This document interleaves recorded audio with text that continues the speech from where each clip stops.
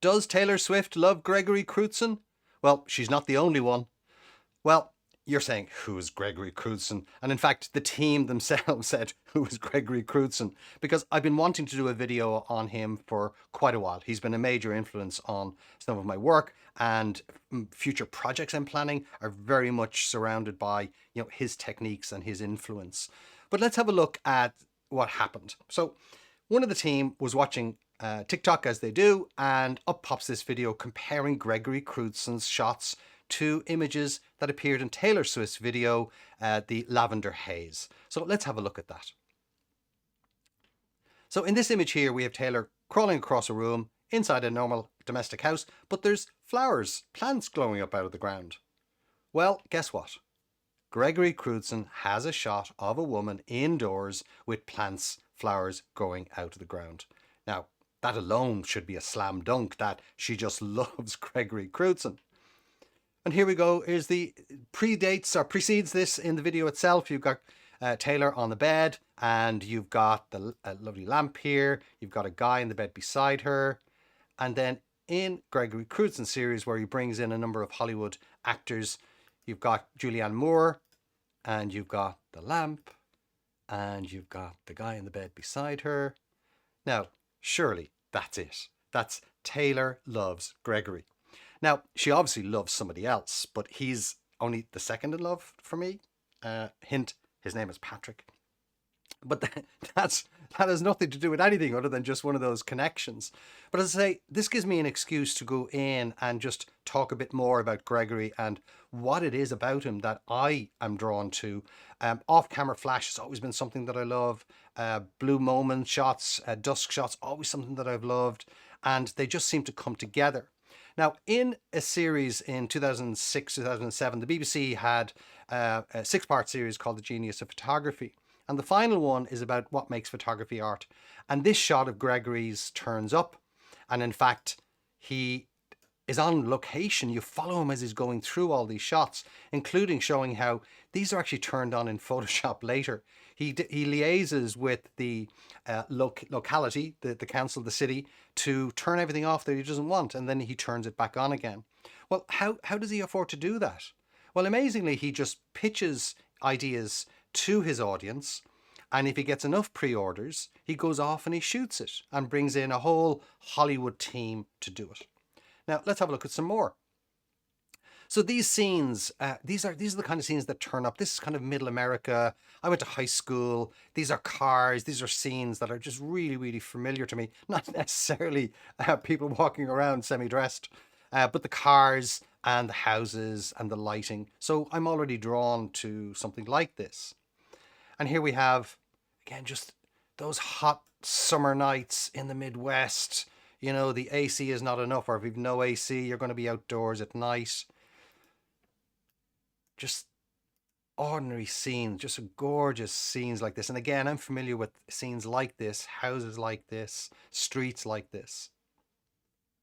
And then when you have a look here, this is what he does. This is how he sets it up. It's basically a Hollywood production. So he's doing all of that, and there's, oh my gosh, just the sheer cost of doing this, the production cost of doing something like this, absolutely massive. So we set this shot up in an imaginary house. Now, that's not enough to make somebody like me want to go out and take those photographs, because I could never afford those kinds of setups. You've got lighting people, you've got people are making the sets themselves. I mean, gosh knows how much something like that costs. But I'm telling you that it could be done way cheaper. So I've got these ideas that I want to try and do that I suppose in a sense are not copying him, but are after him.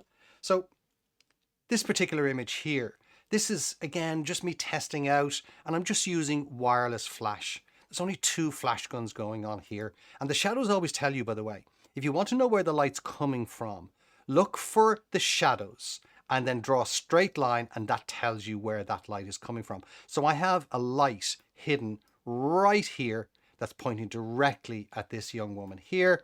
And then I have a light off to the left here pointing towards the front of the vehicle. So it's a very simple setup, but the key here is, and this is how I'm trying to utilize my knowledge of photography so that I don't have to pay those massive production costs. If you shoot at dusk, there's enough light around, enough ambient light around, that it just doesn't darken everything. You can just see details. And in this case here, I wait until there's a car going by, so it leaves the taillights. So all I need to do is pop a couple of lights into where I can just lift up the detail in the areas that I want the attention to go on. So I don't have to light everything. I only have to light small things within that. One of the big projects I want to do is what I call Memories Reimagined. And this is where I would try to reimagine scenes in high school, in the Midwest, where I just bring people in and kind of set up scenes like this. So this one here is a little bit more grand in scale. There are 4 flashes going on here. So remember, look at the shadows, look what's throwing them, draw a straight line. I have a light there.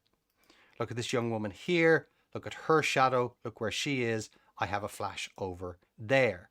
And then if you look here on the veranda, on the deck, I have a flash here that's lighting them, and then I have another flash up here. I could have done with a flash down here, but I had to brighten it up and there's a lot of noise there. But that's all part of just testing out how this actually works. So you can look at images and find out how they're made. And you can either say, I can't afford that, or you can find another way to use what you know to bring something together that is, while after, could also be something unique. And what's really interesting here is that I also have an image that is my setup. So you can see it's just an ordinary street, an ordinary house. What I have done is I've asked friends to bring these cars along that give that sense of what it is that I'm looking for. And I end up with this by just using off-camera flash. So Taylor Swift and I love the same man. I don't think I would ever have thought I could make those statements, but it's true. So if you want to follow through, I'll put some links to Gregory Crewdson's work in the comments so that you can follow through a little bit more. But if you love off-camera flash, if you love storytelling in scenes, I think you're going to love Gregory Crewdson as well as Taylor Swift and me. As always, if you have any questions, just pop them in the comments.